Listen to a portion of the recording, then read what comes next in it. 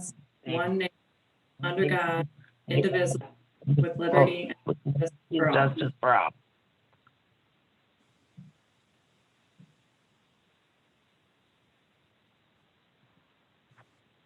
Thank you. And again, when our clerk calls the roll, please remember to state your name and your location, please. So, Madam Clerk, roll call. Lori Bourgeau, Lori Bourgeau, remotely from Oxford, Michigan. Kelsey Cook, Kelsey Cook here from Oxford, Michigan.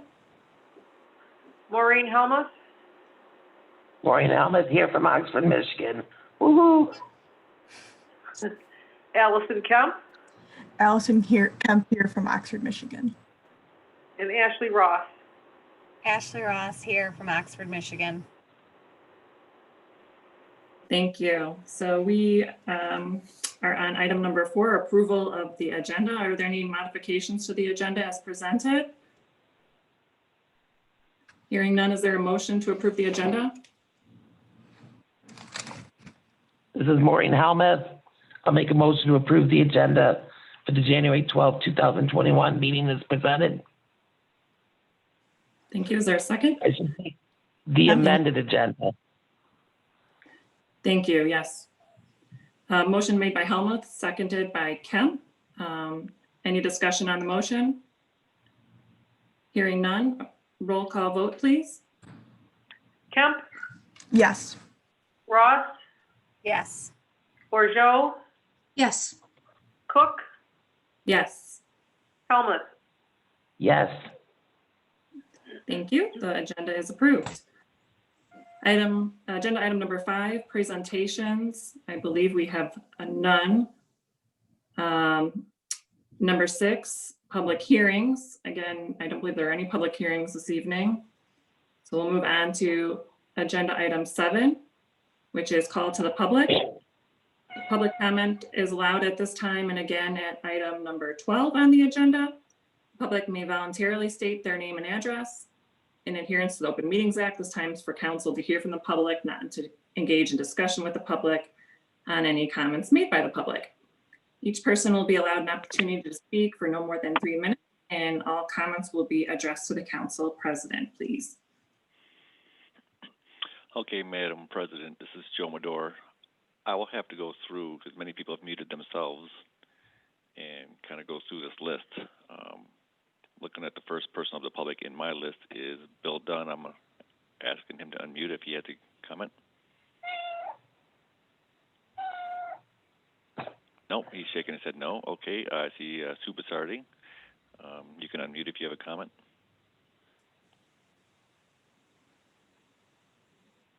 No comment. Thank you. I see a Connie Ogg. You could. Yes, no comment.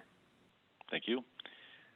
Doug Scott, I'll get to him later. Justin Wilcock, any comments, sir? No comment tonight. Thank you. Okay, thank you. Kelly Arkles, any comment? No comment, thank you. Thank you. Megan Callahan, any comment? No comment, thank you. Thank you. This one just says NC. Not sure who that is. Any comment? Nope, no comment. Thank you. Thank you. Paul Pete. Chief Schultz, any comment?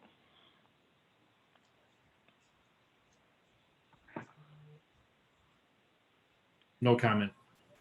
Thank you.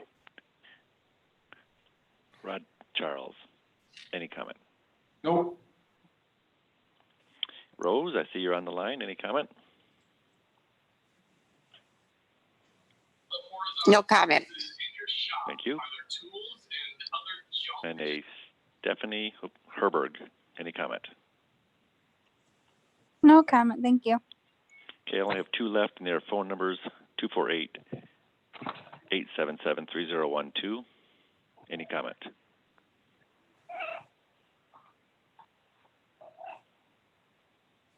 Okay, go to the last one. It's a 313 number 289-2865. Any comment?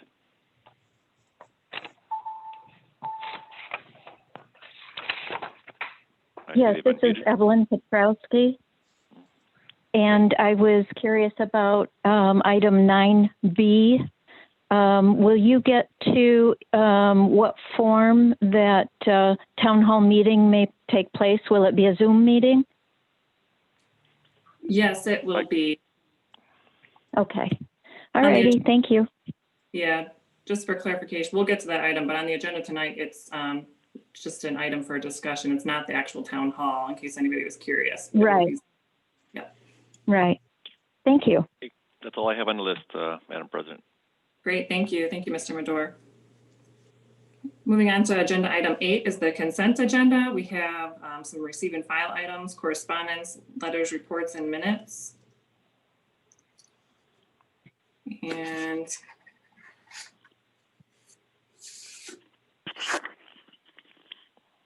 included with those minutes are the special meeting closed session minutes from December 16th. And I don't think those have been fully circulated yet. So we include those from any motion.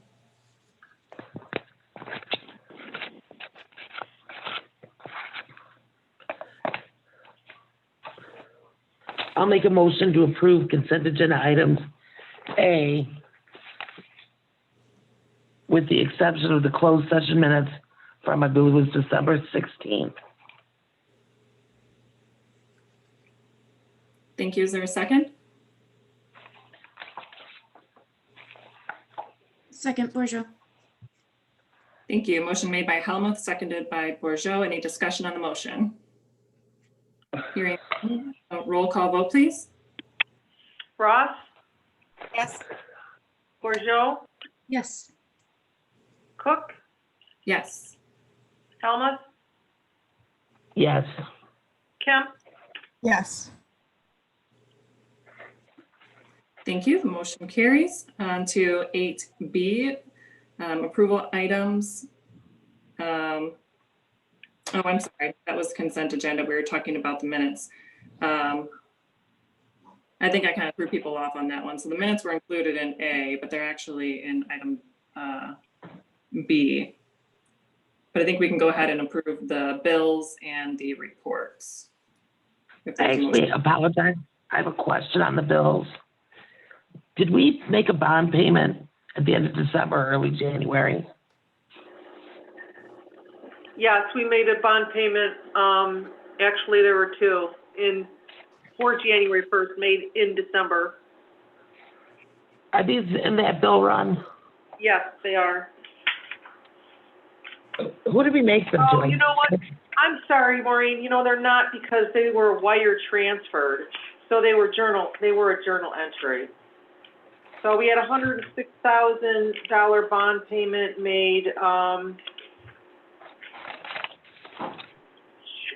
to Oakland County.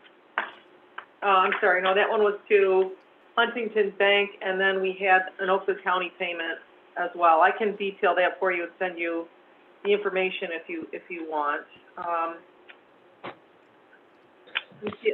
I'm going to peruse this packet really quick and see if it's someplace else here that be able to see it.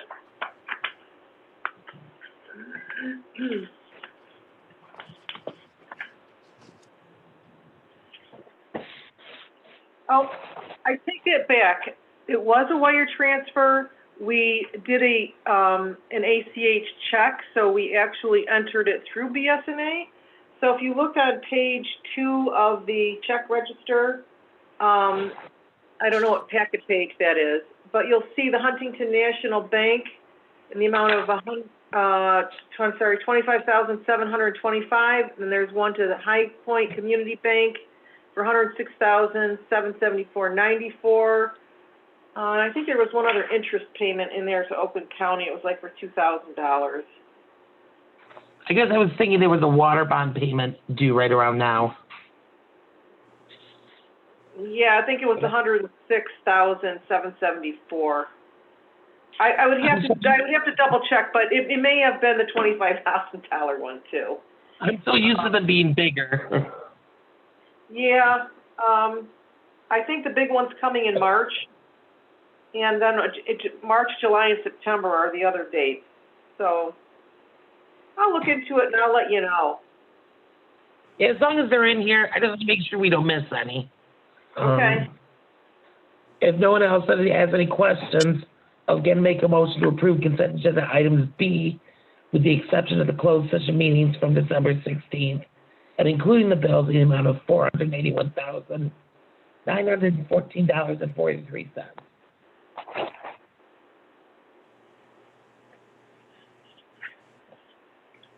I can second that. Motion made by Helmuth and seconded by Ross. Any further discussion on this motion? Okay, hearing none, a roll call vote, please. Okay. Bourgeot, Yes. Kemp, Yes. Cook, Yes. Helmut, Yes. and Ross. Yes. Thank you. Motion carries. Number 9, unfinished old business. Item A is the village manager and the clerk treasurer performance reviews. So this is something that was discussed at our last special meeting, and council approved an annual salary increase for both the village manager and our clerk treasurer, so Mr. Madore and Ms. Onika. And council wanted to take a moment on tonight's agenda to kind of go through why we felt like the salary increase was justified and just kind of list some of the accomplishments of our manager and our clerk and treasurer. So I'll start with a summary for each, and then council members can kind of add in if that is if they'd like to, if there's anything I've missed or anything else they'd like to add. So and just so everyone knows, the annual salary increases were 6.1% to each of them. So starting with Mr. Madore, our village manager, Mr. Madore has not had a raise in his salary since November of 2018. So some time has gone by. Council obviously took that into consideration. Mr. Madore has made significant improvements to saving the village, different operations and efficiencies that have saved the village a lot of money, substantial amounts of money, and savings on different contracts, on legal bills, on just different things that he's able to come in and just handle right off the bat for us. We really recognize the talent of Mr. Madore and want to make sure that we retain that talent. And he also, as everyone knows, it's obvious, has very good leadership abilities. He's led the village to the great point that it's at right now, and I know he'll continue to lead us into the future as well. So some of the highlights, just for example, with some of the cost savings, the phone service at the administrative offices and the police department, Mr. Madore's work was able to save the village over $8,600 a year on that contract alone. Through the pandemic shutdown, Mr. Madore was able to keep the office running, make sure that the phones were answered, even when they couldn't be in the office for some time, make sure all the general questions were answered, schedule inspections, and also comply with our state's lead and copper rule requirements. The lead and copper rule was recently revised in Michigan, and they have some pretty strict requirements and follow throughs that, the deadlines don't really stop for those things. So he did a great job with that. Also, the M24 project that we all know of, he coordinated that project with the lead and copper rule requirements for replacing lead service lines. A lot of the service lines in the village aren't lead, but they have lead components to them, and basically mitigated a massive expense to the water system fund by discovering certain infrastructure improvements and how they could be done at a reduced cost, and actually accomplishing more lead service line replacements overall. So that was a major accomplishment in itself. So a specific example of that is rather than replacing, and this was all the lead service lines that ran along the M24 corridor, there are more to do within the village limits, of course, but rather than the initial 9 properties that were planned at $9,500 each for replacement, under Mr. Madore's leadership, we were able to do 17 properties at a cost of $4,500 each. So saving, about $5,000 per location very substantial. In regard to the M24 project in general, Mr. Medora was on site at least 3 to 4 days each week, handling issues that came up, making decisions along the way that all helped play an integral part in the success of the project, and kind of unexpectedly how smooth that it went. And I've heard a lot about that lately, that the project, hey, that wasn't as bad as we were thinking. And Mr. Medora had a lot to do with that. So those are just a couple of things I wanted to mention about Mr. Medora and why we felt that he definitely deserved a salary increase to reward him for his time here and hopefully keep him here for much longer. I'll move on to Ms. Onika, but is there anything my fellow council members would like to say about Mr. Medora at this point? You summed it up well. Thank you, Kelsey, and thanks, Joe. Yeah, I was just gonna say, if anybody who's ever had a need to contact the village, pretty much you've spoken with Joe, and he's just great customer service. He's always available and does a great job of communicating, and on top of all of that, just handling everything every day, and then any resident complaints or concerns along the way. So he's always available and does a great job with it.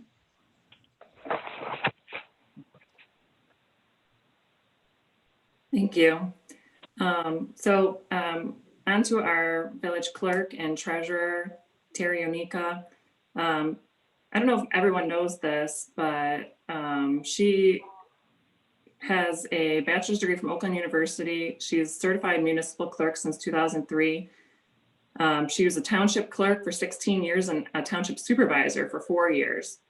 She has a wealth of experience and knowledge that she has brought to the village, and we're very lucky to have her. Again, we recognize her very strong leadership abilities. She seems to always have the answer, know where to find it, that's for sure, and really helps lead the village and all of its boards and commissions in the right direction. She was actually received Clerk of the Year awards in 2011 and 2014. So I definitely feel very lucky that we have her here at the Village of Oxford. When Ms. Onika was hired in about the middle of 2018, following her first month at the village, she was questioning the village's accounting procedures and unreconciled accounts and excessive cash transfers between accounts. She recommended council retain Plant Moran, their client-based services, to streamline the accounting functions and really dig into what was going on. She was able to reconcile accounts from 2017 to 2018 to prepare for the first fiscal year-end audit. She systematically closed bank accounts and consolidated funds, and that initiated a pooled cash accounting system that was reconfigured under her direction. So talking numbers, it's pretty substantial. So Oakland County's investment pool account balances for the Village of Oxford, just before Ms. Onika arrived, were at $955,591. And this past year are at a little over $3.2 million. That's just, those numbers go to show right there the work that Ms. Onika has done. Fiscal year 2020 is the third year the village audit was completed in 3 days with no adjusting journal entries. And as we heard at our last council meeting, auditors reported an unmodified opinion, which is the highest audit assurance presenting the Village of Oxford financial statements. There are numerous things that Ms. Onika works on a daily basis and has accomplished, but like I mentioned, she's really organized the village boards and commissions, gave them a lot of direction. She's codified village ordinances and Muni Code that hadn't been updated since 2016. She rewrote the zoning Board of Appeals bylaws to comply with zoning ordinances. So she does a lot of quality control for us, to say the least. She was the administrator for the federal grant, Community Development Block Grant, and then reprogrammed those funds to projects to be used for ADA building compliance, which I know was a massive undertaking. There's at least 20, probably 20 or more other day-to-day duties that she performs for the administration of the village business. And she just plays a very substantial role. So much like Mr. Madore, you know, she's someone that we need to keep and need to reward, and felt the need to do so. And so we did. Any comments from council or additions?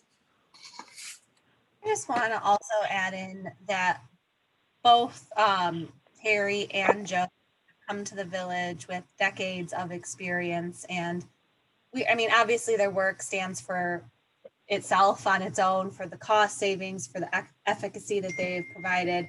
But we really value them, and they have done an excellent job, and their wealth of knowledge is really invaluable. Thank you, Terry.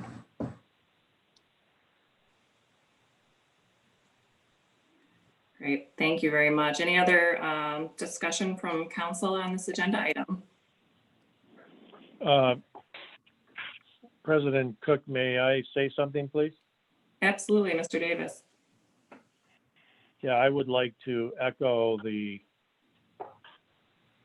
statements that have been made. Your current village manager and your current clerk certainly make my role much easier. And I think it reflects in cost savings to the village as a whole. There are many things that they both take care of that historically would have required more legal time, which is more expense. Whenever I contact the clerk or the village manager, the responses are not only timely, but very thorough. Once in a while, the village manager even tells me a joke or two, which is always nice. And I think you're being well served. Thank you. Agreed, thank you. Okay, if there's no other discussion, move on to item 9B.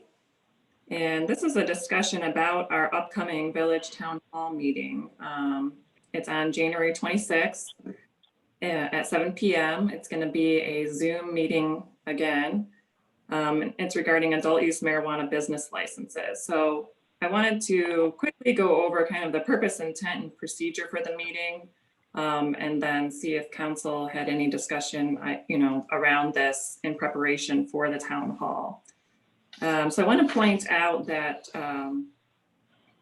the meeting information is on the village website. I know that Joe Madore and Nicole Rankin worked on that, and we have a notice out.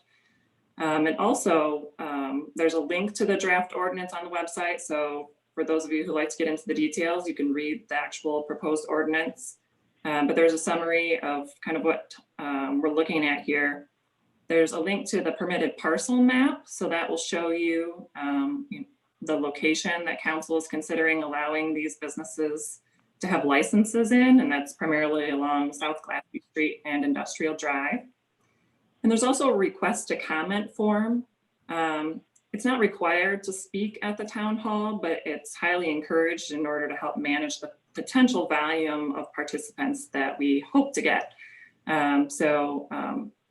I'd like everyone to know, anyone particularly who's a village resident who has an opinion on this, whether these licenses for adult use marijuana businesses should be allowed or not in the village, to fill out that comment form or attend the town hall and speak at that town hall, ask questions, get answers, and really just, council wants to hear from you. So kind of how the process of this went is a council before my time, which was just maybe 2 or 3 years ago, decided after marijuana was decriminalized in the state, decided to ask the Planning Commission to draft a proposed ordinance to allow marijuana businesses within the village. And so the Planning Commission was tasked with that role, spent at least 1.5 years coming up with and drafting and working with Mr. Davis on this proposed ordinance that you could take a look at on the website. And so it allows recreational marijuana businesses, and I stress recreational, not medical. So medical is under a different law and statute. What we're looking at is just the recreational, so that's adult use. Anyone of age can use, it's the marijuana that they can use. They can, if it's a retail store, they'd be able to go or to buy it. But the different business licenses that we're looking at allowing are a marijuana grower, processor, transporter, safety compliance, and then retail type of businesses. So there's a retail store, and then there's a micro business, which reminds me of a microbrewery where the product is grown on site and processed and then sold all in one building. The ordinance also has certain buffer zones that you'll see limiting the distance between these facilities and local parks or childcare facilities and schools. And then of course it's limited to a specific location that's detailed on the map. And so it's really up to council at this point to decide whether we want to approve this ordinance or not. So this proposed ordinance would regulate those businesses and allow people applicants who are approved by the state of Michigan to then apply at the village office for a license to have this business on their property, in their building. So it could be a property that they own or a property that they're renting, if they have permission to have this type of business there. And so, yeah, council needs to make that decision. And that's why we want to hear from particularly village residents, what you think about it. And, you know, we can't say for sure what types of businesses will go in there, but those are the different types of licenses that at least we're considering, and the way to regulate it. So if we don't do anything, then basically applicants could apply and get licenses. So if we're going to allow it, we need to regulate it. And I really, you know, the draft ordinance we have is a good one, I think. And that would be the way we regulate it. Otherwise, we would need to specifically opt out and enact an ordinance saying that we are not allowing it in the village. Otherwise, it will automatically be allowed. So that's why we need to make that decision. Do we opt out? Do we do nothing and it's just allowed? Or do we regulate it where we're allowing it, but under specific conditions in this license form? So I guess I'll pause there and see if there's any comments from council or questions from council or thoughts about the town hall at this point. So I had sent an email just wanting to know more what, you know, Chief thought. I know that previously, before my time, this has been discussed too. So I wanted to know from a police standpoint, how that would be impacted, as well as residents and businesses in that area. That's what I would be looking to know, to understand just everything holistically before we make a decision.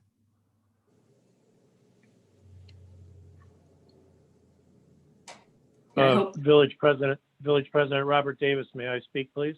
Yes, absolutely. Thank you. So I think that the deliberate nature of how the village has gone about this has served the village very well.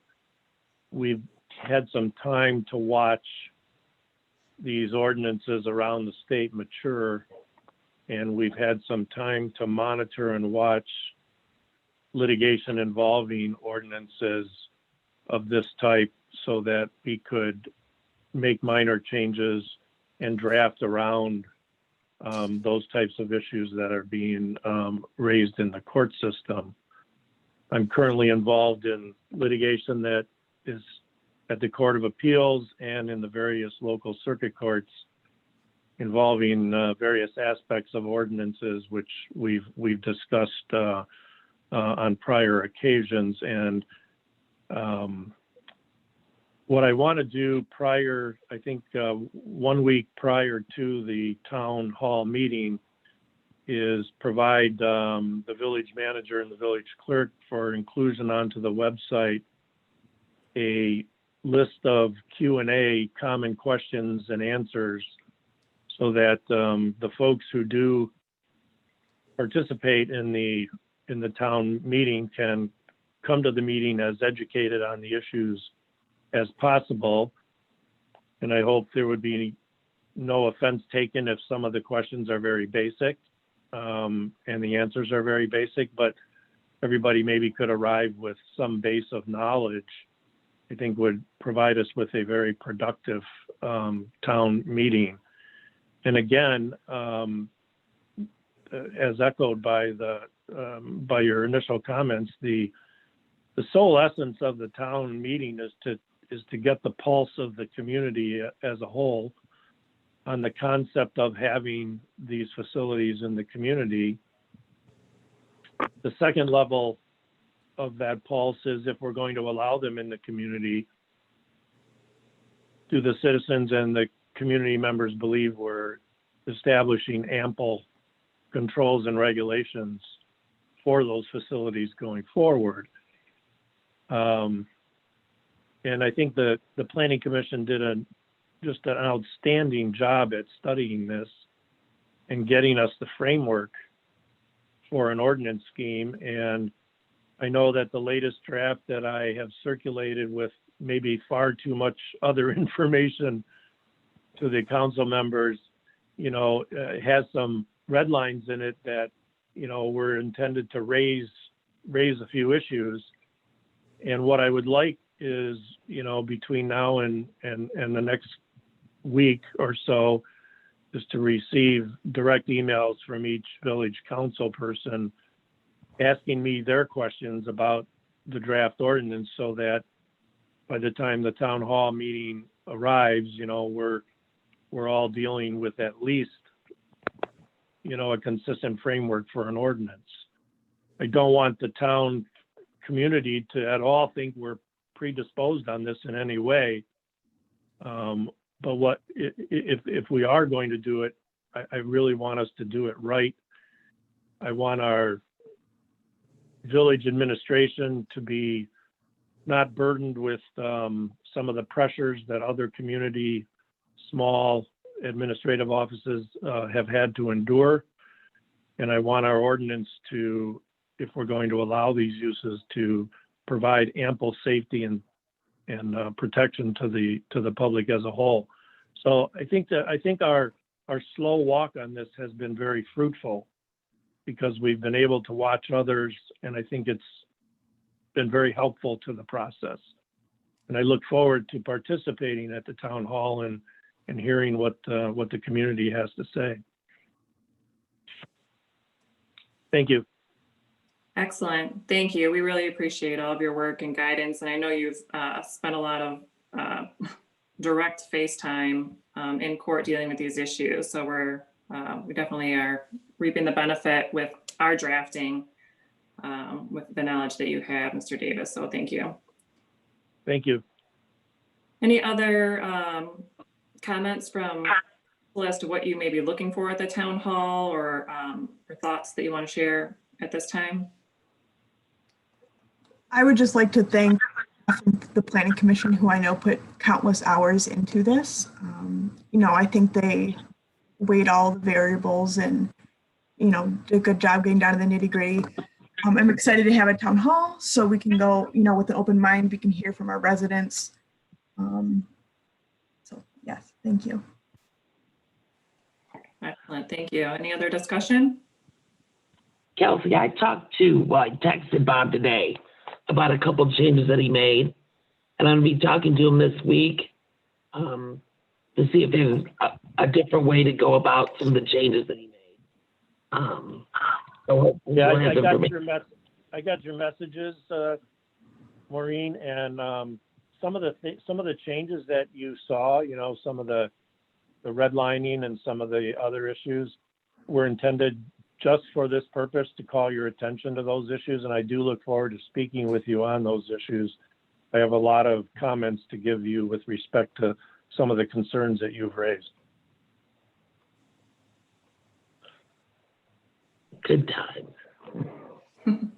Good times. Thank you. Yeah, just so everyone's aware, Councilwoman Helmuth is on the Planning Commission. So not only is she reviewing this as a council member, she is one of the ones who spent the years taking time to draft this carefully. Definitely appreciated. Any other discussion on this agenda item? Okay, hearing none, then we'll go ahead and move on to, I think is 9C. And that's consideration of the water bill late fee waiver extension. So Village Council approved waiving late fees for residential and commercial properties on water bills in April and in August 2020 due to the pandemic. That waiver expired the end of this past year. And so the matter is now before us again. And I believe, and Mr. Madore, correct me if I'm wrong, you recommend to waive the late fees at least until February 24th, if we're going to do that, just to give residents and building owners appropriate notice about potentially reinstating those fees. But obviously it's up for discussion to, I guess, end the moratorium on the late fees or extend that further, you know, and this was all based around the pandemic and the obvious economic impact to that. So I'll just open that up to council for discussion. Questions? If I could, please, this is Joe first. Yeah.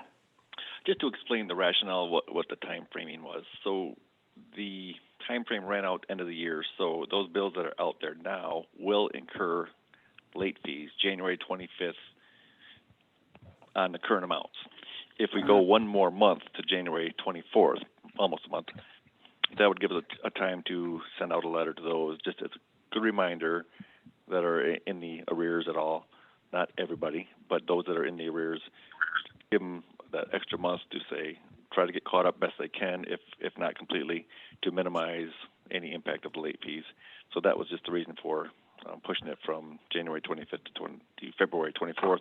It's possible someone might be getting their tax return back the first week or two in February and maybe help their financial picture overall. So that was all. Okay, thank you for that clarification. I know there's also the second round of stimulus checks that have gone out that some people may have received already. And so hopefully that can help with this as well. But any other discussion, thoughts? I think we should extend it, and I don't think February 25th is long enough. I would be in favor of extending it a bit further too. I mean, federal aid, the way it's been held up, and I mean, still there are a lot of people impacted still, obviously. So I would be in favor of pushing it back a bit, and hopefully, you know, maybe the next act could have some relief, or you know, we'd have more direction going forward.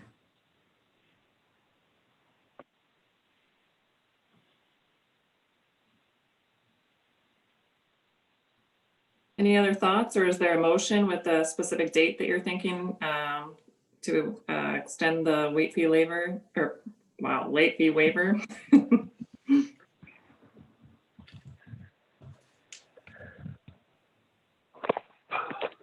have a question for Joe Madore while he thinks about that. Okay. Do we have an increase in the number of people who are in arrears on their utility bills? If I would look at the overall number right now, it's slightly up. I think it was around 100 and just under 120 of that came out in the printout we did this week of those who are not current. And that's more than average. That's more than usual. What is usual? I would say 70, 80. Thank you.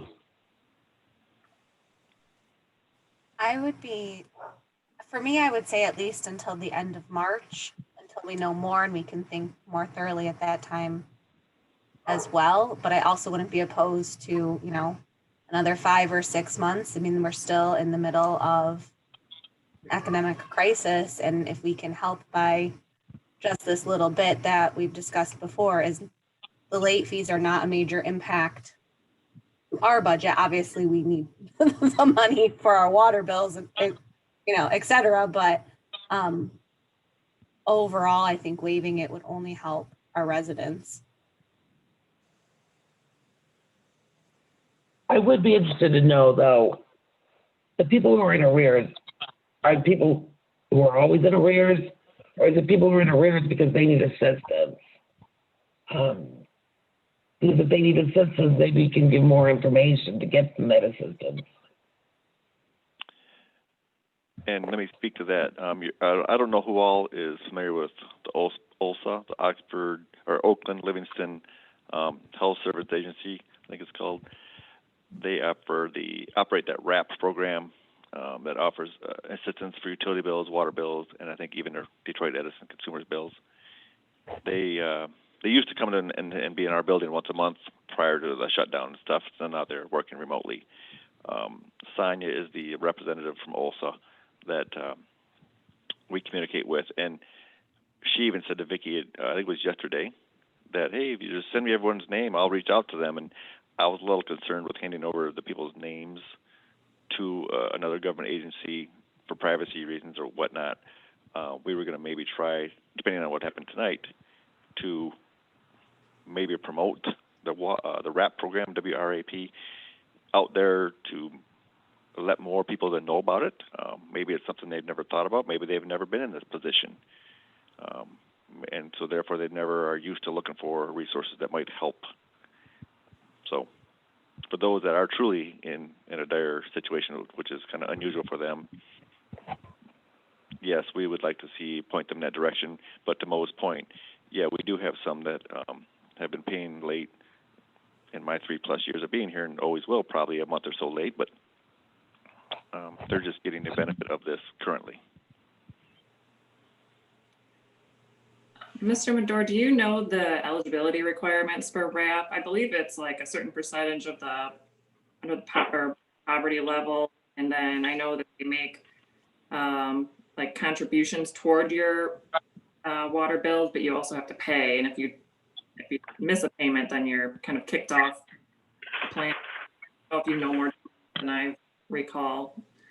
That's about the extent of what I know of the program too, because again, the folks wouldn't come to us; they would go into the old council chambers where Sonia would set up. So we wouldn't even see the people. They would go in there, and it was kind of a confidential meeting. And so I'm not that familiar with all the programs, but I think it does tie obviously to the poverty rates of income rates, things like that. Madam President, I can give you some information on the WRAP program if you would like. That'd be great. They have assistance up to $300 per household. It's like $25 a month for 12 months. So it's not huge, but they have their income at or below, so 200% of the poverty threshold. Provide proof of residency and income, provide renters proof or responsibility for water on lease, and stay current on their monthly bill payment. So even though it's a supporting service, they do have certain requirements so that, they just don't want to give people money. They want to help them get back on their feet and be responsible, or take responsibility for their debt. So it is a good program, but they do have requirements. Okay. That's helpful to know the details. Thank you. Joe, how is it impacting like our water fund, if at all, by having more outstanding water bills and not charging the late fees? Well, I would say nominally, okay, in the big picture. I think a couple of years ago when I talked, I asked council if they wanted to consider perhaps lowering some of the water late fees. And I think in the overall year, if I recall, this is like a couple of years back, we were at like $20,000 in revenue over the whole year, or 15 to 20,000. So by waiving the late fees, that's the outside number I guess you might be looking to miss in your budget. But again, overall in the big picture of the water fund, it's pretty nominal. There is also another program that's called Love Inc., which happened to be one of the recipients of our CDBG funds a couple years ago. They're a local agency similar to the WRAP program where they help people with utility billing and stuff too. And that's another avenue we could help promote via social media or our website. I think they're already listed on our website as a community partner, but we could do a more active promotion of that. Okay, So- oh, go ahead. My apologies. Joe, was that, I saw that draft letter. Was it a draft or was that what was going to go out with the December bills? They had the resources listed on the, That was something Nicole sent out in August, right after the August meeting in which they extended to the end of the year. okay. And we sent it out to, I think, anyone who's on our 30-day plus list for the water bills. How many people have been added to the list since then? I'd have to go back and compare that list with today's, so I really don't know. I don't think it was as many then. It might have been only, say, 80, 70, or 80 or something that went out then, where today, if we were to send it to everybody on the list, it's just under 120. That includes businesses, of course, too. Okay. Could we send out those resources again to the people, like the 120? Yeah, and that's the thing. Depending on what happened tonight, if it was a moot point and it was going to be hitting them, I guess we still would have had at least almost 2 weeks left. We could have sent something out right away, but I'd rather send something out that A, this is coming, but B, you have a little bit more time to get caught up. And thanks, Nicole. I have one more question. Joe, does the village offer payment plans directly with the village if someone approached you saying that they couldn't pay their bill? Is that something that we do? Yes. Okay. Yes. Thank you. Any other discussion on this item? Is there, or a motion to take action on some? So, let's see. I'll make a motion. I would like to make a motion to extend the water bill late fee waiver through March 31st, 2021 of this year. Support Kemp. Motion made by Ross, supported by Kemp, to extend the water bill late fee waiver through March 31st, 2021. Any discussion on the motion? Hearing none, roll call vote, please. Cook, Yes. Alma, Yes. Ross, Yes. Joe, Yes. Kemp, Yes. Thank you. Motion carries. Moving on to agenda item 10, new business. A is Planning Commission appointments. So I would like to recommend 3 appointments to fill the Planning Commission at this time. Council members, you have an application from Kelly Arkles in your packet. I'm recommending Ms. Arkles serve on the Planning Commission for a full term. As you can see, she's a long-term village resident. She has a bachelor's degree in business management and lots of experience that I think could lend itself well to the Planning Commission. She has significant civil service or civic service experience as well. I talked to Ms. Arkles on the phone for quite a while about the Planning Commission, so she fully knows what to expect as much as I could inform her of that. I've talked to Chair Justin Ballard about Ms. Arkles as well, and he's in agreement. And Ms. Arkles specifically told me that she really enjoys zoning ordinance and master plans. So that right there is someone that I think will be a great asset to our Planning Commission. So There tells you crazy. what's that, Maureen? There tells you she's crazy. So she'll be perfect for the Planning Commission. Loves the attention to detail. So, and I think she's on our meeting tonight as well. So thank you for joining us. So I'd like to recommend appointment of Kelly Arkles to the Planning Commission.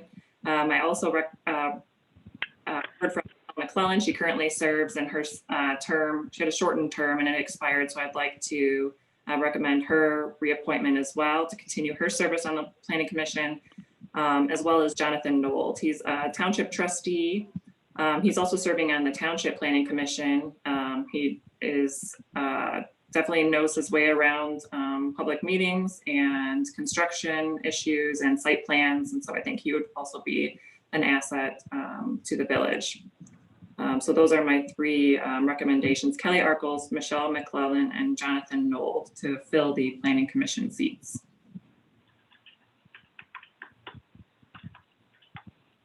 Is Kelly filling Rose's vacancy? Yes, Paul. Yeah. Correct.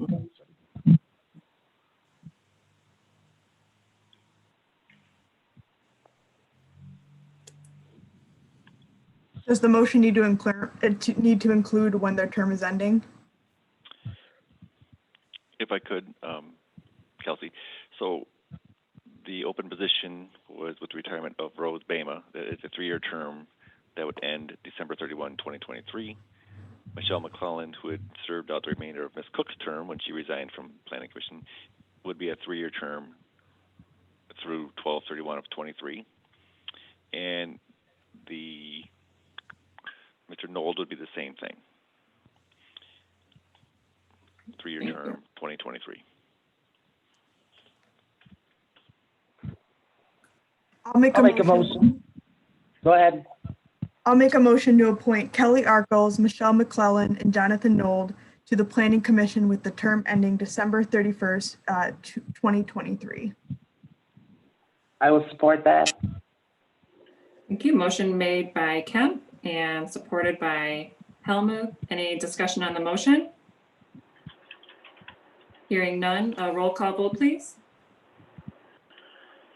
Okay, excuse me. Helmuth, Yes. Kemp, Yes. Ross, Yes. Bourgeot, Yes. and Cook. Yes. Thank you. Motion carries. Next is item 10 under new business, item B, DDA appointments. In council's packet is an application from Marie Powers.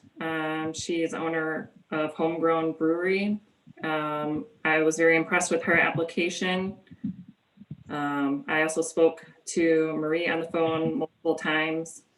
She, knows what to expect coming into the DDA board.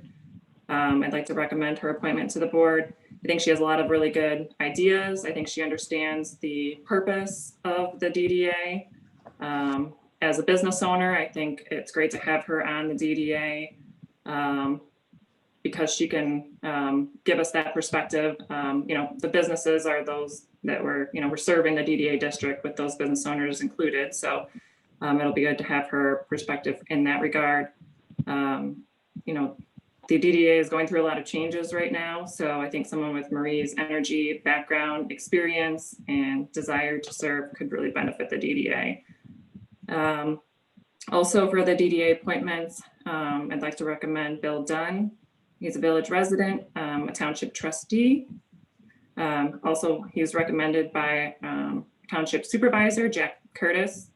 Again, everybody knows Bill. Bill's with us this evening too on the council meeting and has a wealth of knowledge and experience in local government. And so I think he would also be an asset to the DDA. There is one final spot in the DDA. It's currently held by Ron Charles. Mr. Charles' term has expired. I've gotten multiple applications from other business owners, including Angie Green from Evergreens Coffee and Bake Shop, Dr. Janelle Makowiak. She has a local practice within the district, and I'm expecting additional applications. I also recognize the strengths that Mr. Charles brings to the DDA. So I'm going to come back to that next month. So Mr. Charles would continue to serve until someone else was appointed, but that's what I'd like to do, just to have a little bit more time to figure out who the best fit on the DDA board is. So at this point, I would recommend Marie Powers, and she would be filling a spot that was held before by Sue Oles, who resigned from the DDA board this past year. And then Mr. Dunn, who would be filling the spot that was just recently held by Jonathan Nold. And I believe those are 4-year terms. Correct. Okay, thank you, Mr. Madore. Chelsea, is Mr. Dunn old enough to serve on this board? I don't know, should we ask him? No, I just want to, I'm picturing him smiling right now. We got a little smile.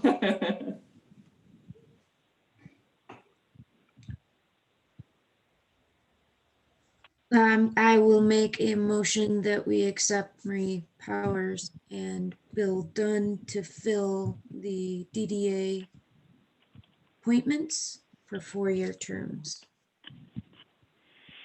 Thank you. Is there a second? Support. I'll support that. So motion made by Bourgeot, seconded by, I think I heard Kemp. Any discussion on the motion? Hearing none, a roll call vote, please. Bourgeot, Yes. Cook, Yes. Helmuth, Yes. Kemp, Yes. and Ross. Yes. Thank you. Motion carries. Agenda item 10C is a discussion about the village social media contact strategy. So it's definitely an interest of mine, and I believe others as well, to I guess get the public more involved in what we're doing, or at least make them more aware. And so one of the ways we could do that is by use of social media. So with us this evening is Nicole Edwards Rankin. She's our Village of Oxford Communications Liaison. So I wanted to have her lead us through a discussion of the different options that we have for social media presence with the village. You know, the village also has its website that's been greatly improved over the past few years. And so I think Nicole can help lead us into, you know, what we should be doing on the website, what we should be doing on Facebook or any other social media platforms. And so I'm going to turn it over to Nicole, and then council members feel free to ask questions or give your thoughts and comments as we kind of go along for a little bit on this topic. So thank you for joining us, Nicole, and I'll just I'll hand it right over to you, because I know you have a lot of ideas and questions about kind of the direction that we want to go, so that way you know how to you know, lead us down that path. Sure, and no trouble at all. I did make a little presentation. Joe was supposed to make me the host. So I will share my screen. Let's see here.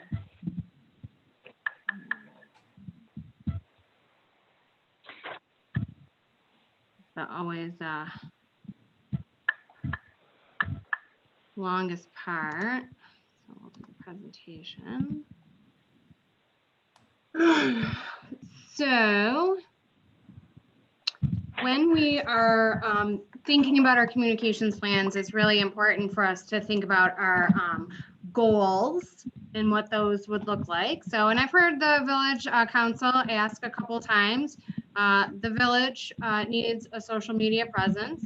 And a couple times I've asked why. And my response has been, duh, Nicole, we need to engage with our residents. And I agree. I think it's super important. I also think that when we look at our engagement strategies, social media, how are we going to be measuring our success? So how will you know that I'm doing a good job?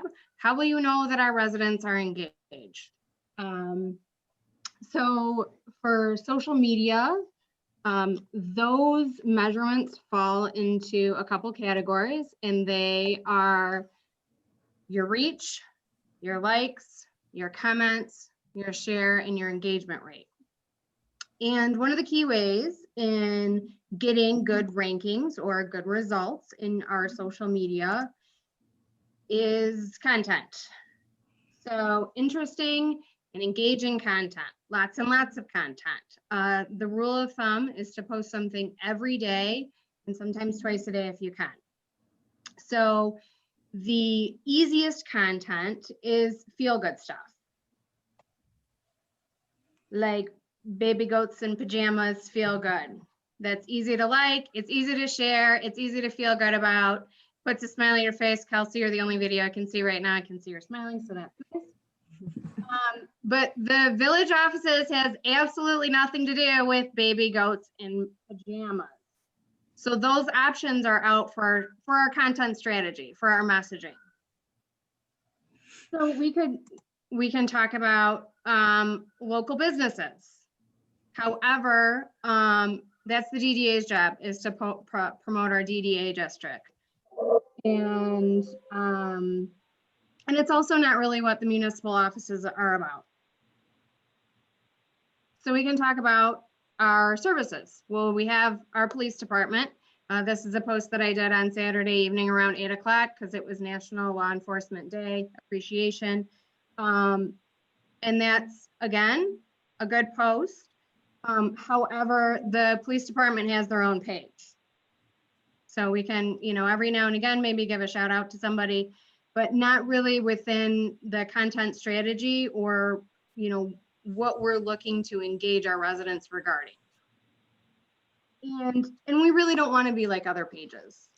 There's other pages in the village that already serve some sort of need.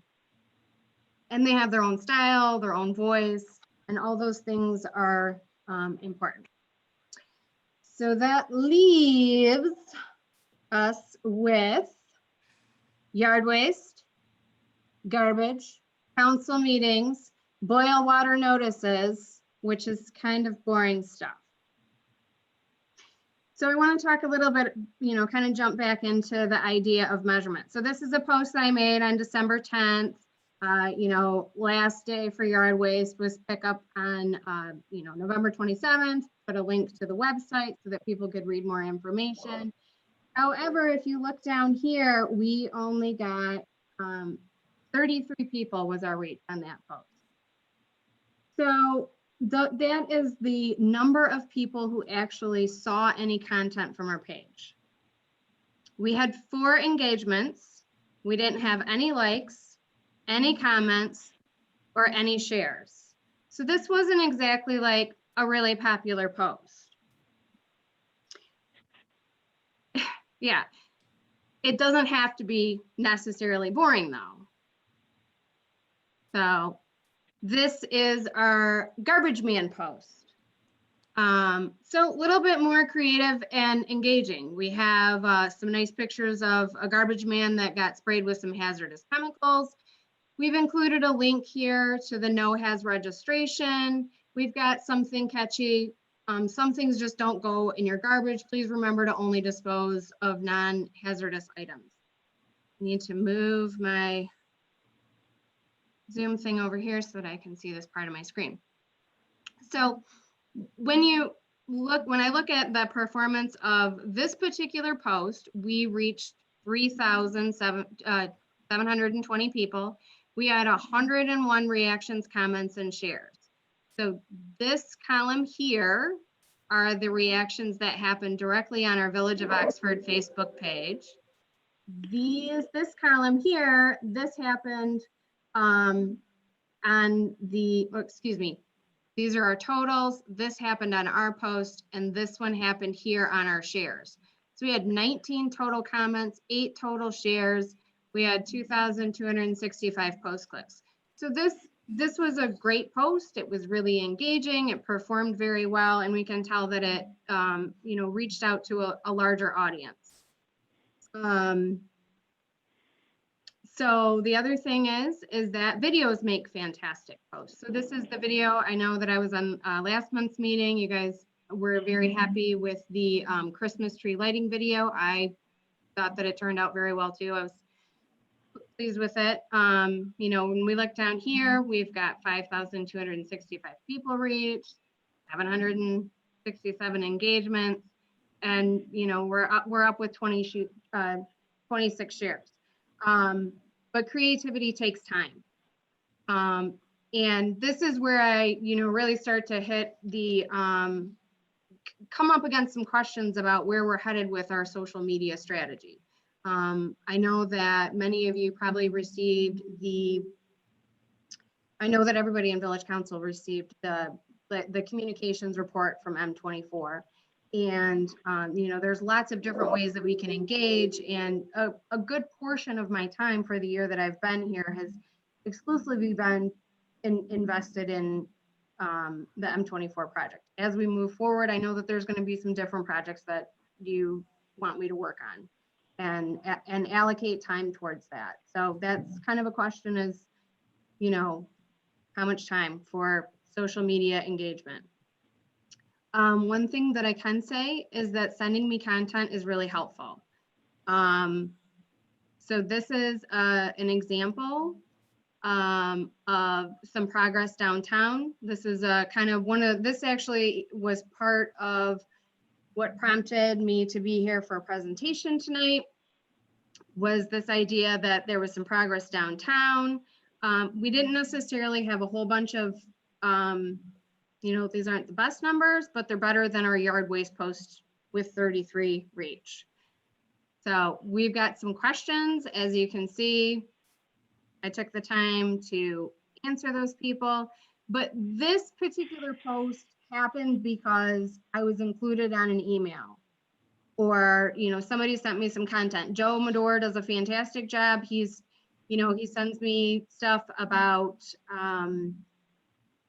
Halloween candy distribution. And so occasionally, you know, as I'm getting stuff, I'm, you know, certainly happy to share it.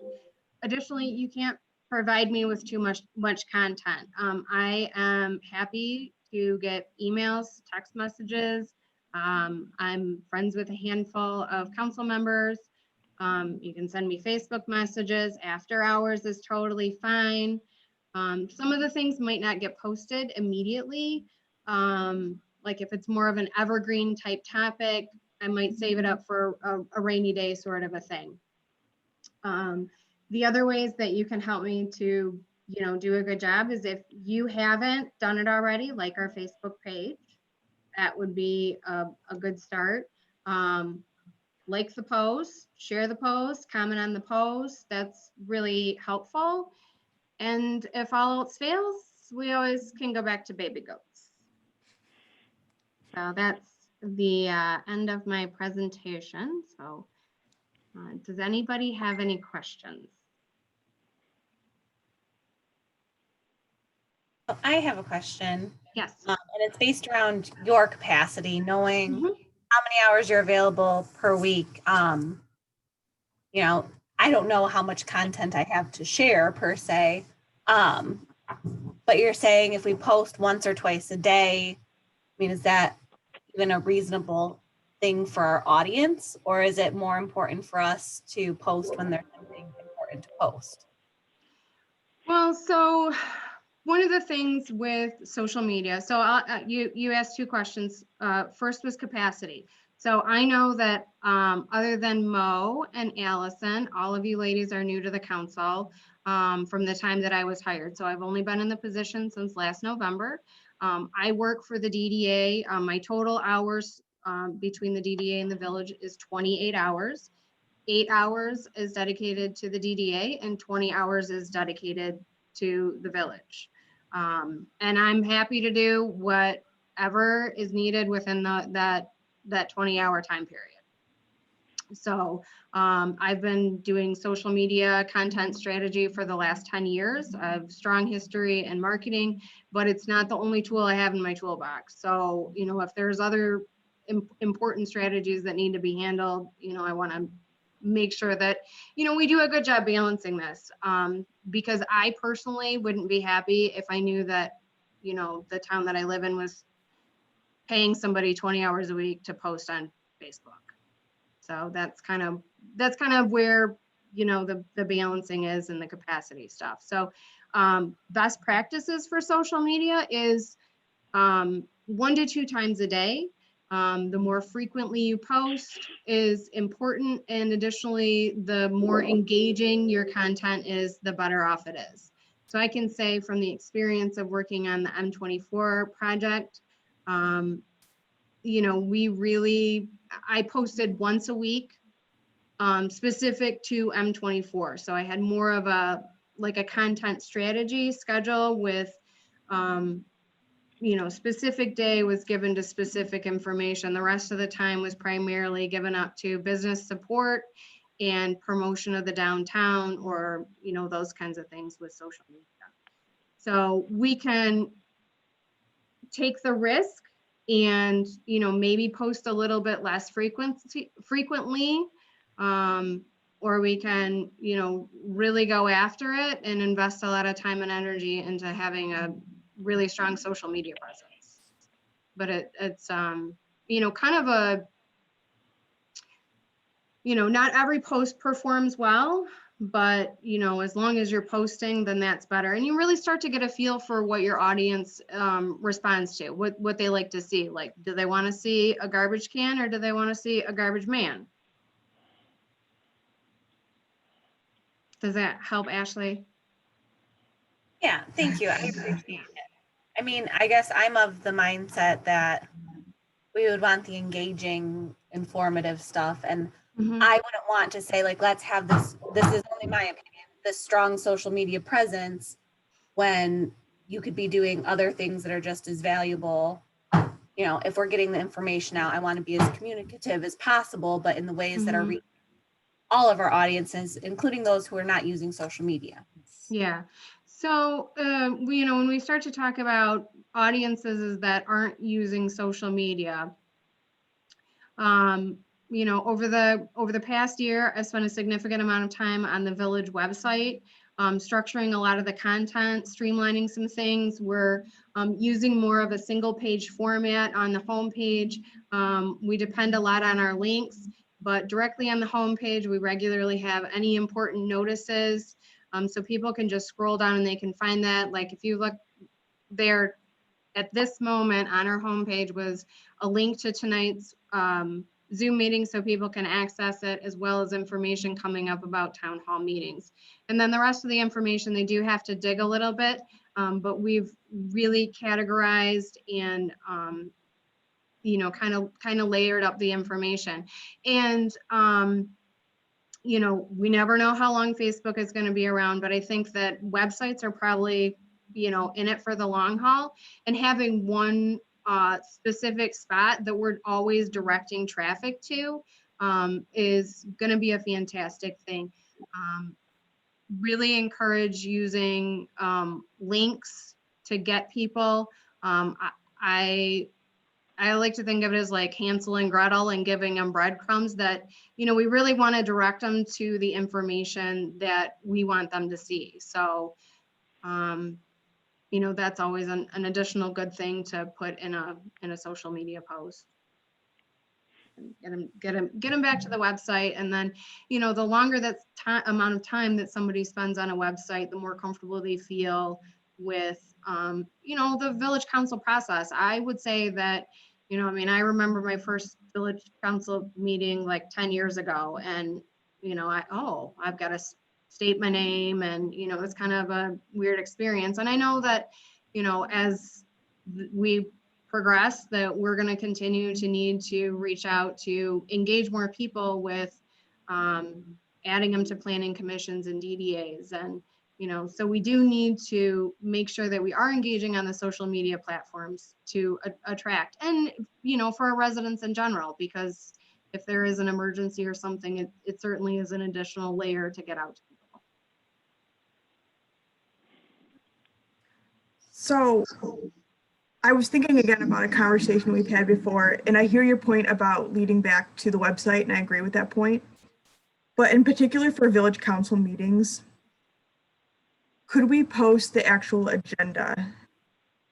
And I know this is something different than what I was saying a bit earlier, but could we post the agenda just so when people, like, if it catches their eye and they see chickens, and chickens was a topic they would be interested in, they would know that would be relevant to their life, and maybe want to attend the meeting, because I know one of all of our goals was transparency and increased engagement with the community. Yes, Allison, I'm glad. Yeah, so I'm glad you brought that up. So one of the, I don't know how many of our village council members are on Facebook. So it's hard to say, but you know, from a user standpoint, the user experience is a lot different than what a business owner's page experience is. So, you know, on the Garbage Man post, I was able to show you a lot more information about the metrics. There's Facebook advertising you can pay for. You can target certain audiences. One of the unique or cool things about the Facebook business platform is we are able to pre-schedule posts. You're only allowed to pre-schedule out for 3 months. You can't do it for like the whole entire year. But currently for the village, all of our council meetings, as well as planning commission meetings, there's a post that goes out on Friday at 5 o'clock that says that there's an upcoming meeting the following Tuesday with a link to direct them to the website. Now it's kind of a generic, but it does, you know, could potentially pop up in somebody's news feed over the course of a couple of days. Joe and Terry do a great job with the agenda and making sure that you guys get your copies by Thursday. And then any final changes, you know, the agenda's been uploaded. So the link that I use actually takes them directly to the village council agenda page so that they can find that information. So, And Allison, this is Joe. Sorry to interrupt. And I've not wanted to kind of duplicate, but I could see how maybe we could put just the new items of the agenda maybe in that post. So like you said, to be more eye-catching, rather than putting the whole agenda which shows the minutes and the public comment section and all that stuff. Perhaps we could just list the business topics, you know, where they're unfinished business, new business, old business topics, the topical things that might catch someone's attention. Perhaps we could just incorporate that into that post, but not necessarily the whole page or page and a quarter of the agenda itself. Maybe narrow it down so it's more eye-catching. Maybe we could try that even. I think that's a Yeah. good idea. well, so, and just to jump in there, Joe, my plan in having the scheduled post was to guarantee that, you know, for planning commission and village council meetings, that right there is 3 meetings. So that was 3 posts right there. I could pre-schedule and I wouldn't have to make sure that, you know, I was, oh my gosh, it's Friday. we've got a, you know, council meeting coming up on Tuesday. So that it was kind of locking in some time slots, you know, to be more efficient and more effective with the pre-scheduling. Now the day of the meeting, that doesn't mean that, you know, at 8 o'clock in the morning, I couldn't post something additionally. Something with some topical stuff on it, perhaps, like Allison was saying, maybe. Okay. Something we can play around with. Yeah. This is Lori. Yeah, I'd agree with that. I'd like to see maybe something that comes out says, hey, this is what we're going to be talking about in our meeting today. You know, just so somebody sees it and then go, oh, wow, they're talking about the DDA appointment. I really want to know who it's going to be. So they want to know to call into it. I think it would maybe give us some more engagement on our meetings as well. So you're looking for the day of? I would think pretty close to it, if not the day of, you know, 1 or 2 days before, but I would think real close to the meeting day would be probably best. Okay. So maybe like a Monday or a Tuesday. Yeah, I would Okay. think. With topic specific for that agenda. So I think that, you know, and it'll be good. Like if we have a sort of a pre-scheduled generic post that goes out on Friday that directs people to go to the website, fantastic. And then just another hit, even though it's on the same thing, it could be more topic based and, you know, just a reminder after the weekend. So I think that's fantastic. Mhm. Yeah, I also wanted to add that I definitely don't expect our Facebook page to be like a news machine like the Township of Oxford's is. You know, obviously CJ takes a lot of time to put that all together and does, you know, featured stories and everything on Facebook, but definitely not looking for that. And I like the idea of linking back to our website as much as possible, continuing, you know, Nicole, to have you continue to work on the website to make sure it is always up to date where people can get, you know, the latest and greatest information and trust our site as a good resource. You know, whenever I'm looking at for something for a municipality, I do go to their website first and see if I can find it. So that's an important topic. I definitely like the idea of kind of like featuring or at least catching the attention of what we might be talking about at a council meeting.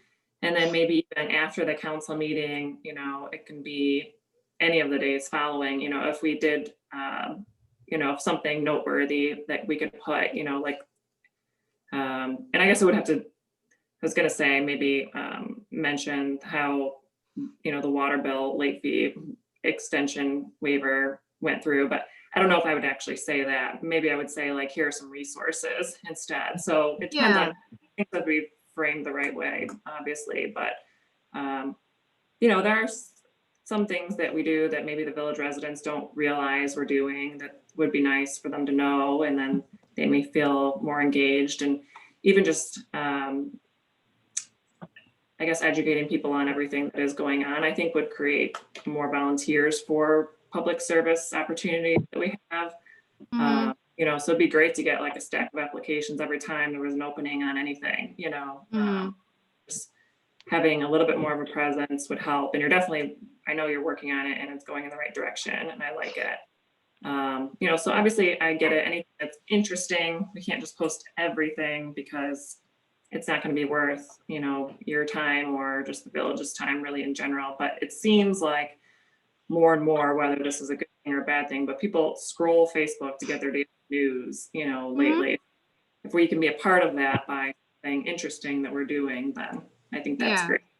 Yeah, and you know, I mean, if you genuinely are like, yes, this is what I want to do, you know, making sure that the amount of time that goes into the research to finding and it's, you know, sometimes it's not just about,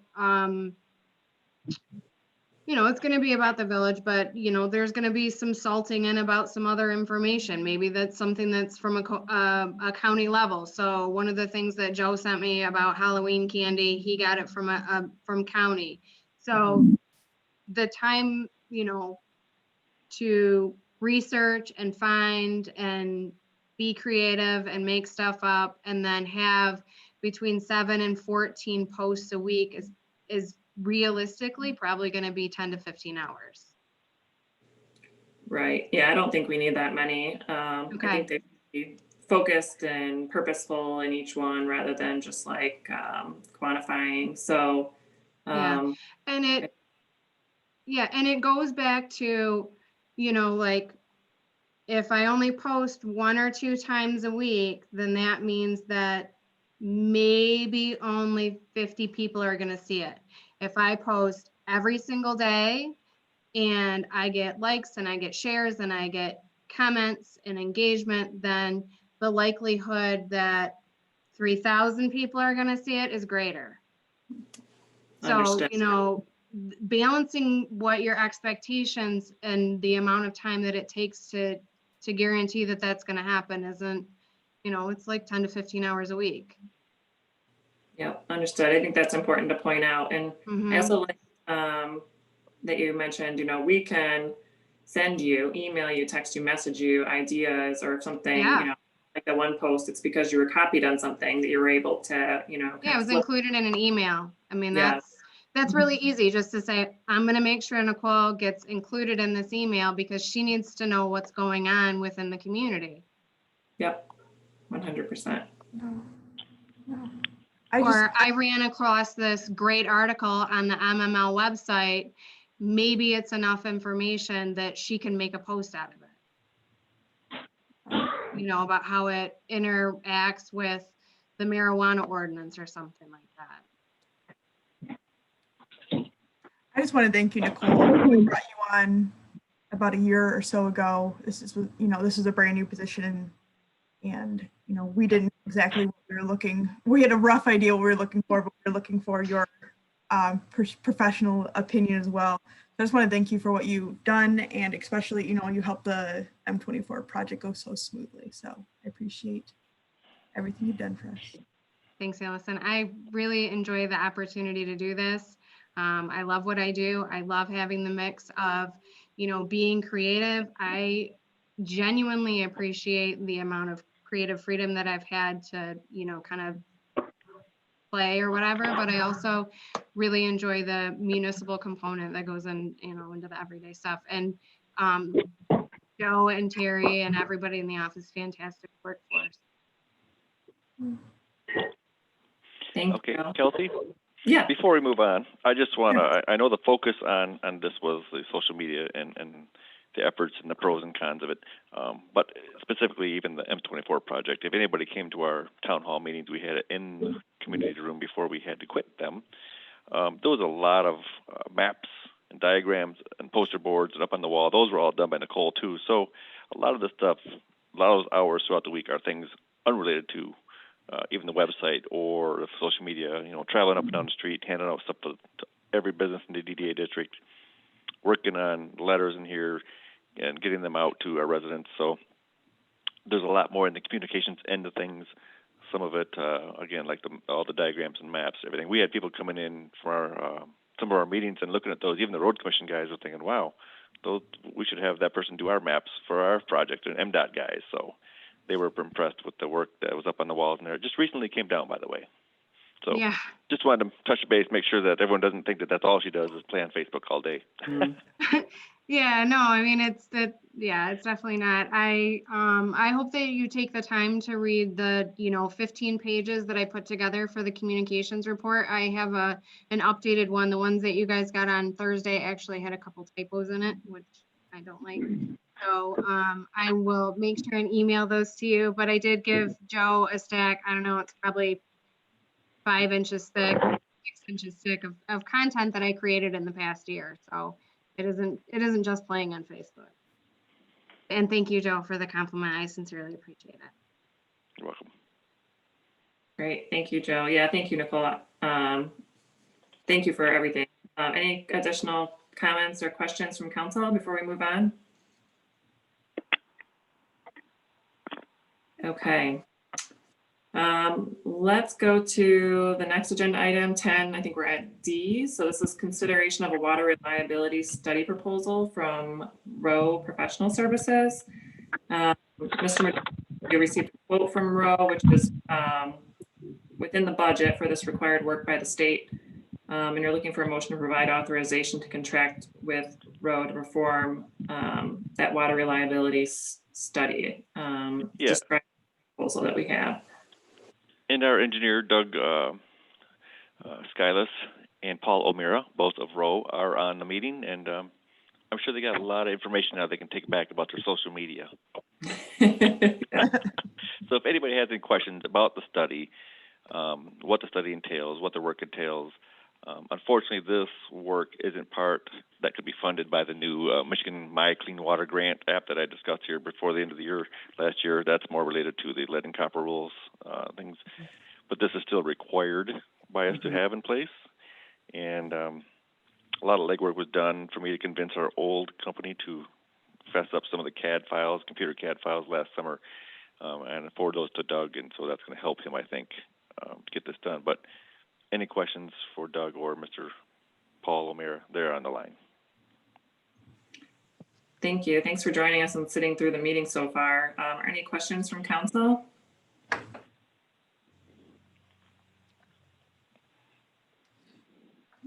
I'm hearing none. I'm fairly familiar with water reliability studies, just given my line of work, but if there's no questions from council, then I would move that we authorize Mr. Madore to execute the contract with Rowe to perform the water reliability study as described in the proposal dated October 21st, 2020.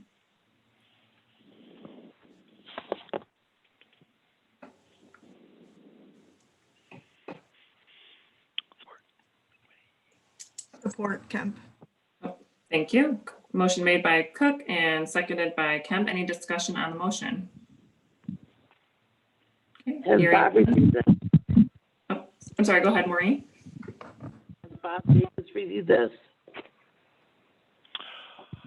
I don't know if I sent it to Bob or not. Is he still on the line? I think. Yeah, you did, Joe. I've reviewed it. This is not an optional issue. This is a very important issue. Rowe Engineering does a great job on these types of projects. I've reviewed other communities' reliability studies and preparedness plans on water issues. Yeah, this one is in very good shape. That's all I need to know. Great. Thank you. Any other discussion? Hearing none, roll call vote, please. Helmuth? Yeah. I'm sorry, Helmuth?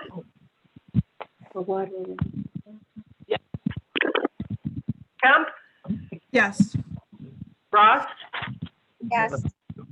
Borjo? Yes. Cook? Yes. Thank you. The motion carries. Thank you very much, Madam President and Village Council. This is Doug Skylas with Rose. So we appreciate your confidence in us and we look forward to working with you. Thank you very much. Thank you for taking the time to be here this evening, and we do as well. Appreciate it. Item number 11 is items removed from the consent agenda, and I believe there are none. So next is our second opportunity for public comment. Are there any public who wish to comment? I think we have a reduced number. I could go through and go through the list one more time if you prefer. Evelyn Petrowski, you're at the top of my list up there. Looks like you are unmuted. Do you have a comment? I think I'm unmuted by mistake, but in regard to, I just thought of it, in regard to 9B, again, the adult use marijuana town hall meeting, will you folks have at that town hall any information on a survey done by local communities as far as who has approved or disapproved marijuana permits in the community like that? I could reach Yes. out and look, and yeah, Mr. Davis, I'm sure has a list of communities, and they're on the state website as well. The answer is yes. Okay. Okay, I will look at the website. Thank you. Okay, and you would have to remute yourself. I am not able to on my end for some reason. Thank you. Okay, thank you. Thank you. Coming down. Sue Passardi, you're unmuted. Do you have a comment? Okay. Justin Wilcox, any comment? No comment, thank you. Thank you. Kelly Arkles, any comment? Yeah, thank you guys. Hi, everyone. Thank you for appointing me for Planning Commission. I just wanted to say that I'm very excited about I'm serving the community. And then I also wanted to say that, based on the discussion that Nicole presented on your communication plan, I just want to say that I think it's great. And I think it's going very, very well. So thank you. Thank you. Thank you. Chief Schultz, anything? No comment. Okay, that is all I have, Kelsey. Let's go. Okay. Thank you very much, Mr. Madore. Moving on to agenda item number 13, committee reports. We'll start with Councilperson Bourgeau for NODA. Any updates? I'm not sure if there's been a meeting or not, and I know you were recently appointed to this position too. Yeah, no, not until next Thursday. That'll be my first appointment or my first meeting for that. Excellent, thank you. Let's see, next Planning Commission and Cable Commission, Councilperson Helmuth, Maureen? I don't believe the planning commission has met since our last council meeting, and the cable commission has met. Okay, thank you. Pollyant Trail, Kemp? We did not meet in December. Okay. The DDA, I'll just spend a second on that. So the DDA met on December 21st. We were working on final steps for installation of the sound system in downtown. The DDA at that meeting also voted to apply for a restaurant support grant.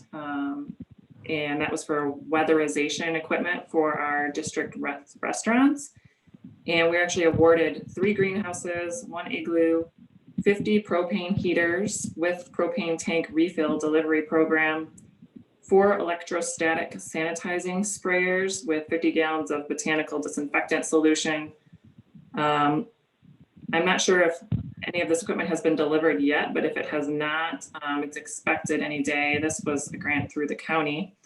And the DDA has scheduled a special meeting for this Thursday to approve the distribution plan for these items.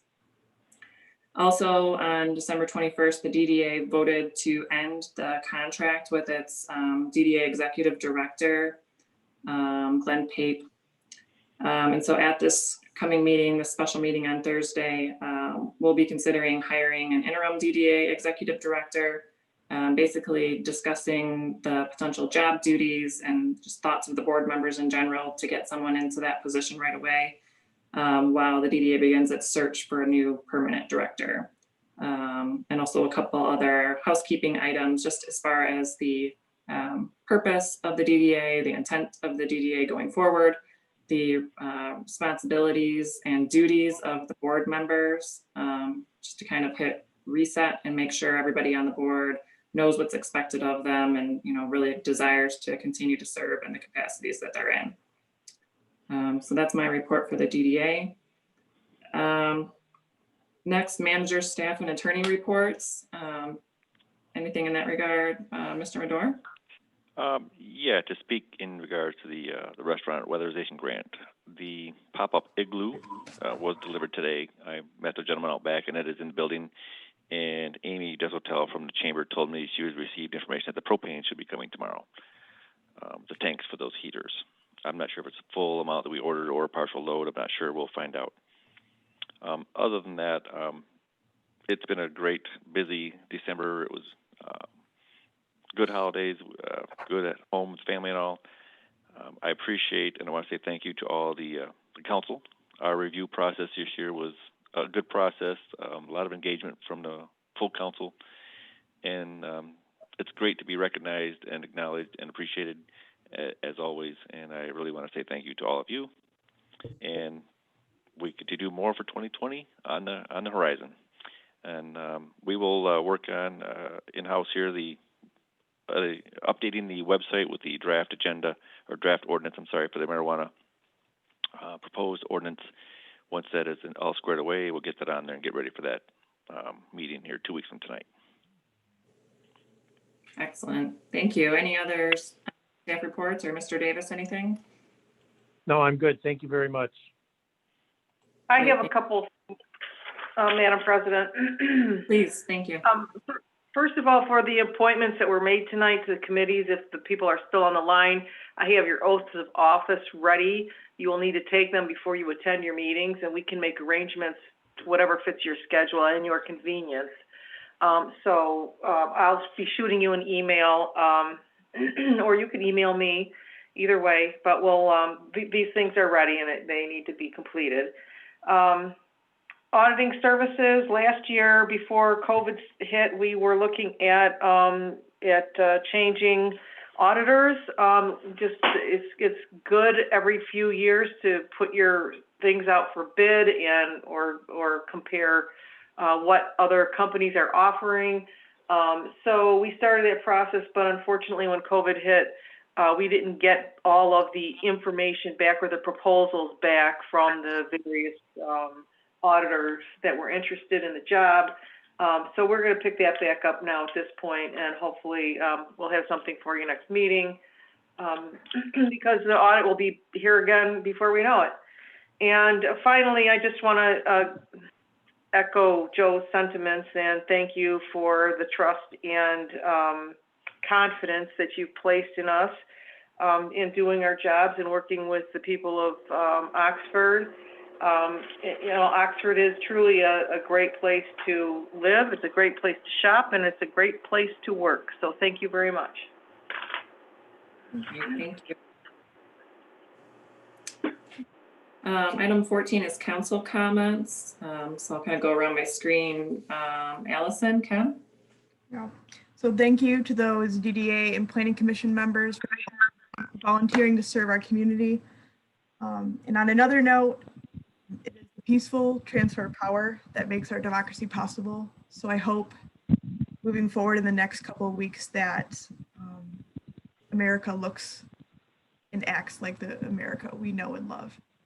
Thank you. Thank you. Maureen? Allison, the Pollyant Trail did a bottle drive for a Girl Scout working on her Gold Award. You know how much Yes. money was saved? I do not know. Sorry. I believe it, the I mean, there was- drive, or Nicole's making. Nicole knows. They just ended the bottle drive, so they haven't collected everything, but I do know that Chief posted it last week, and by Monday, they had to end the bottle drive completely because they had already raised everything she needed. And I believe it was only $700 that she needed to be able to do her owl burns. I think that's great. I like the owl houses. It should help solve the problems that we were having with rats. Owls liking to eat the rats. So I think it's going to be good. They've already got a couple on the Pollyant Trail by the Powell Lake Park. I'm not sure where these are being put, but it can only help. I'm with Allison when she says that we have a peaceful transfer of power. Everybody just take a deep breath. This is America. We can get through this if we all stick together. Thank you. Lori Bourgeois? Thank you and congrats to our 3 new Planning Commission and 2 new DDA appointees. Looking forward to seeing the great work you guys do and for the community. It's great. And another thank you to Joe and Terry for being the talent that we definitely want to keep around, and for doing such a great job and being amazing at your jobs. You are 2 of the most knowledgeable and organized people I've come across, and so it's great for the village and for us as council members to be able to have such great people to work for and with. And yeah, that's it. Thank you. Thank you. Ashley Ross? Again, echoing the welcome to all the new committee members. Thank you for your civic participation, which is critical and also the reason why I'm here when I saw an opening, jumping in and doing your part. So thank you and welcome. I'm very excited about the grant with the DDA. I encourage everyone to head downtown if you haven't in a while, although I think most people on the call have been out there just like I have. All of our staff, Nicole, thank you for balancing everything. 28 hours a week is not enough to do everything that you are tasked, I'm sure. So it's excellent, and I definitely appreciate everyone and all their hard work. Thank you. Thanks. I definitely echo everything that was said by other council members, and I wanted to point out that, I think our downtown is going to be pretty amazing. The spring and the summer when the planter boxes go in, I mean, it was already pretty great to me with the new design and the increased walkability. It's going to be a huge success. I know some people are complaining about the pedestrian islands, but if you've ever actually walked around downtown, you will know how great they are and how useful they are and how needed they were. So I'm looking forward to using those and not doing anything illegal anymore with trying to get across to different businesses and or walking all the way back to the light, which is not that far, but for me always seems like way too far to walk back to the light. So in any event, I'll conclude with that and make a motion to adjourn at 8:45. Support. Okay, motion made by Cook, supported by Helmuth. All those in favor, say aye. Aye. Aye. Any nay? Hearing none, we are adjourned. Thank you so much. Good night, all. Night. Good night, everyone.